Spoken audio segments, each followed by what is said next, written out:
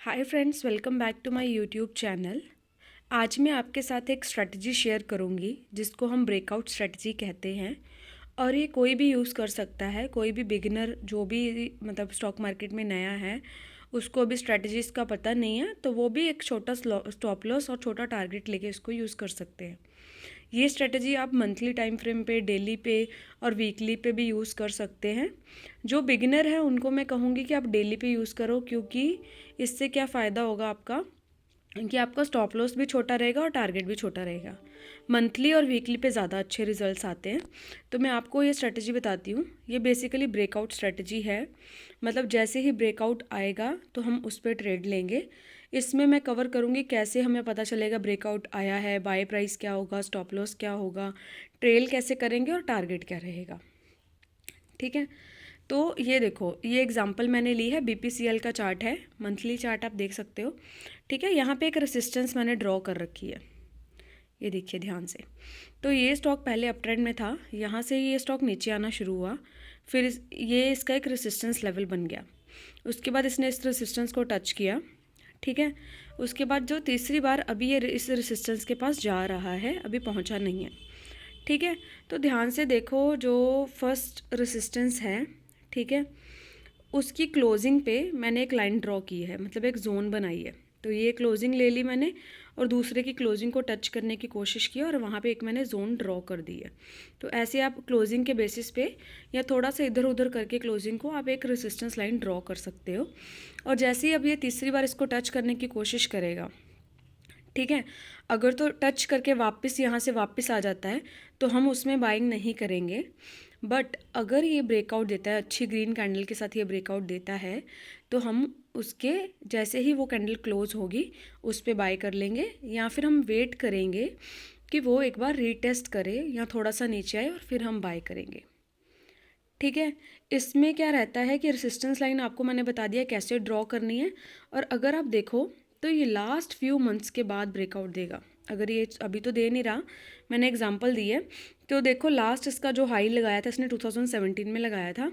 17, 18, 19, 20, 21, 22, 23, 24 में जाके ये ब्रेकआउट देगा। तो 7, 8, 10 साल के बाद ब्रेकआउट आएगा, तो अच्छा वॉल्यूम्स के चांसेस हैं। ठीक है, और कंफर्मेशन के लिए आप क्या कर सकते हो, देखो अपने पे डिपेंड करता है कि आपको मंथली टाइम फ्रेम पे काम करना है या वीकली पे करना है। अगर आप मंथली पे करोगे तो प्रॉब्लम क्या रहेगी, आपका स्टॉप लॉस भी बड़ा रहेगा, टारगेट भी बड़ा रहेगा। और मेरा जैसे रिस्क कम रहता है तो मैं इतना रिस्क नहीं ले सकती, तो मैं क्या करती हूँ, मैं वीकली चार्ट पे चली जाती हूँ। तो मैं क्या करूँगी, जैसे ही अभी ये यहाँ पे 473 पे चल रहा है, अगर इन केस इन फ्यूचर ये यहाँ पे अच्छी ग्रीन कैंडल के साथ ब्रेकआउट देता है तो उस कैंडल की क्लोजिंग पे मैं वीकली चार्ट पे बाय कर लूँगी। ठीक है, और उसके जब बाइंग का टाइम आएगा तब मैं आरएसआई को चेक करूँगी। ठीक है, मेरे वीकली चार्ट पे आरएसआई 60 से अबव होना चाहिए। तो जैसे अभी मैं देख रही हूँ 73 है, तो 60 से अबव होगा तो मैं इसमें बाइंग का सोच सकती हूँ।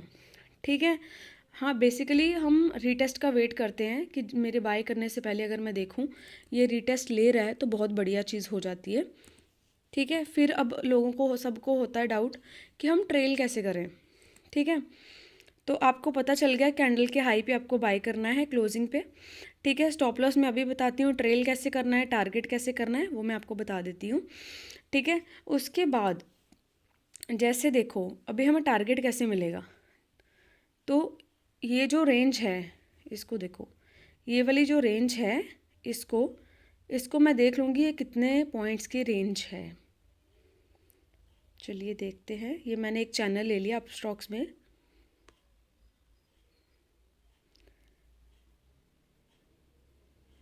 ठीक है, तो इस रेंज को मैंने चेक किया। ठीक है, अभी इसी रेंज को मैं ब्रेकआउट के बाद लगा दूंगी, तो ये मेरा टारगेट हो गया फाइनल। पहली बात तो ये, पर मोस्ट ऑफ द टाइम ये टारगेट आपको अचीव नहीं होगा क्योंकि हाई टारगेट हो जाता है, तो ये आपका फाइनल टारगेट होगा। बट आप क्या कर सकते हो, आप ट्रेल कर सकते हो। अब ट्रेल कैसे करोगे, तो अभी देखो मैंने सुपर ट्रेंड लगाया है।